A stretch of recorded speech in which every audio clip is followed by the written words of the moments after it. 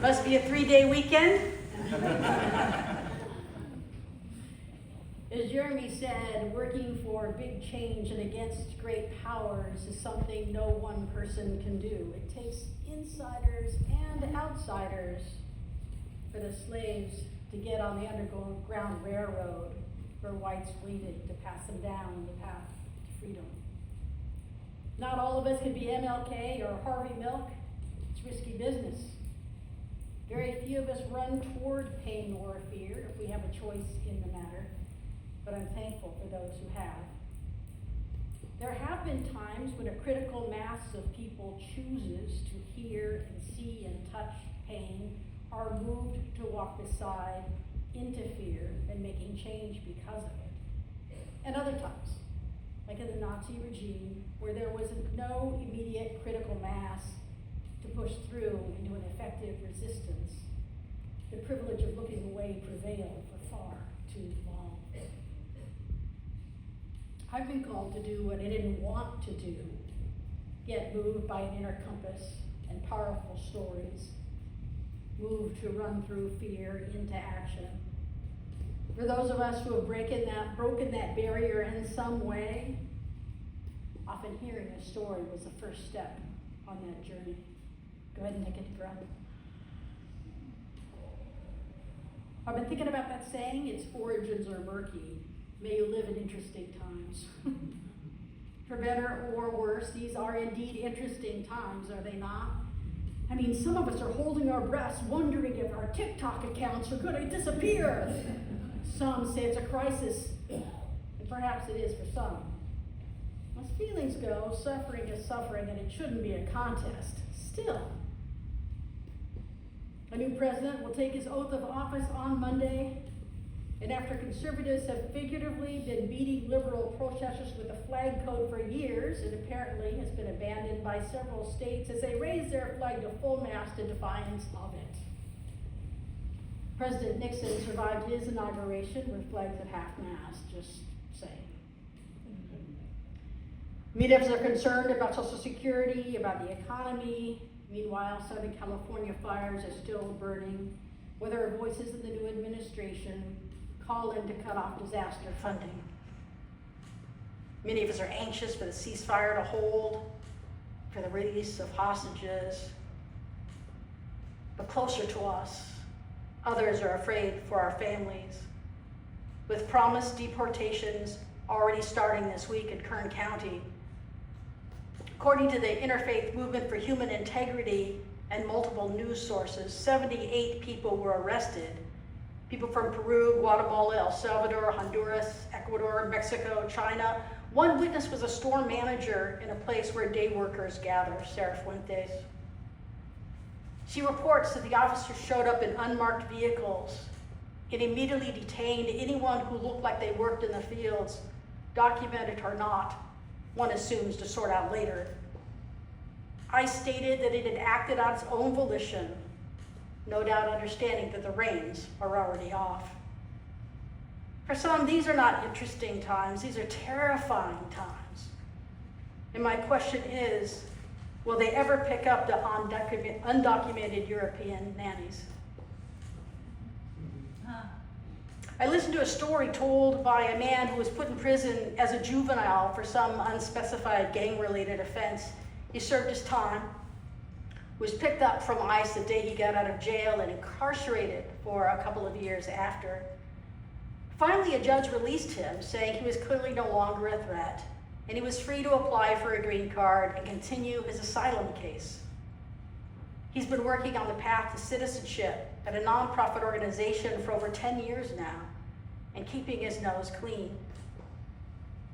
He knows that he is one of the criminals being targeted in the next few months for deportation. He has vowed not to hide, but to keep telling his story until people can hear it. He knows his story is important because it speaks to justice denied, changing winds. All these stories are important, they're powerful stories. Monday, we celebrate MLK and the ways that his ministry pulled us further toward equality. over the last few years, his legacy has been celebrated in part by a day of service. I appreciated Suzanne's reflection about service because I struggle with it myself. It's often a way for people to do something for other people. And that's fine to some extent. But sometimes it's an unconscious effort to avoid walking with people. It keeps us safe in a day from developing a relationship and from directly hearing or witnessing the deeper stories of pain and fear in many communities. Suzanne said that once she could connect to the stories of a situation, we might say once she was in proximity to the pain, that deepened her engagement, making her want to serve and making her service more meaningful and effective.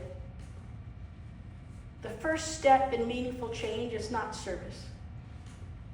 It's in hearing and heeding and sharing the stories. When children are taught about Birmingham in 1963 and the courage of children marching out of their schools to face fire hoses, it's a story that shapes their courage.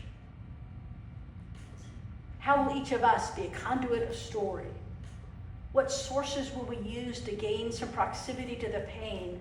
Not 24/7, but meaningful proximity to learn stories that must be told, and how shall we tell them? Will we tell them? I was talking to Hilder. I'm going to talk to Hilder this week about helping coordinate more involvement with Homework Central. Your community has been involved with that program for a very long time.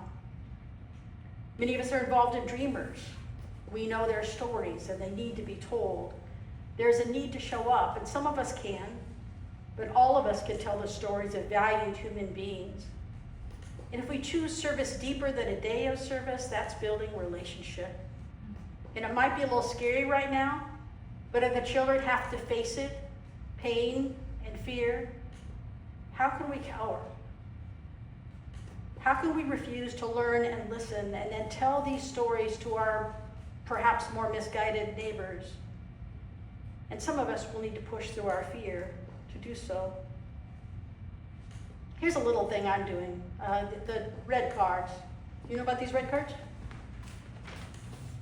Red cards are cards that talk about our rights under the Constitution that right now are available to everyone who lives in the country regardless of immigration status for now. And it's a little card that, if confronted, you can hand or slide under the door. That reminds the officers that they need to have a warrant to enter, among other things. There's some in the back. What I've been doing is I've been giving these to nearly all my friends. And they look at it and go, "What's this for?" I said, well, a lot of people don't know about their rights. You know, a lot of people don't know. And people are, at risk right now.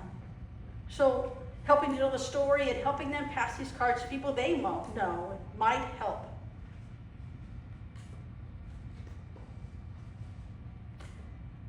I'm also leaving one on windowsills of restrooms or dining rooms in immigrant-owned restaurants. It's a simple way of saying, I see your fear. This might come in handy. In the season, let us be mindful of who we're distancing ourselves from and why. Let us be mindful of all the ways our own talk does or doesn't match our walk. Let's keep our eyes open for opportunities to respond to one or to many in practical ways. Most of all, let us be fierce in telling stories of injustice when we see it. And maybe that's just reminding Congress it's their job to pass a law that makes immigration work, that they have refused to pass for a very long time now for political talking points. MLK had a dream, but it wasn't just for him. It was for all of us. Someday we'll all be free.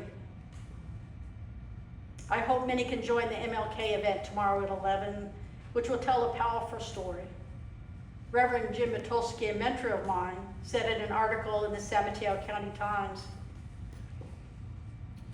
"We have not achieved many of the things Dr. King talks about in the letter. We've already seen the incoming president has no qualms about stigmatizing undocumented people, threatening mass deportations. We're trying to restate, at this important juncture, we will not be simple bystanders. I know this, time will tell. Later, the choir will sing the song MLK by U2. It goes in part like this: sleep, sleep tonight, and may your dreams be realized. If the thunder cloud passes, rain, let it rain. So let it be, which to me is a lot like saying, it is what it is. Now what will we do in the midst of it? As Suzanne said, no one can do everything, but everyone can do something. And we do it not because we're supposed to serve. We can connect ourselves to the impact of the people and know their stories. We can share these stories to drive change. Let it be so.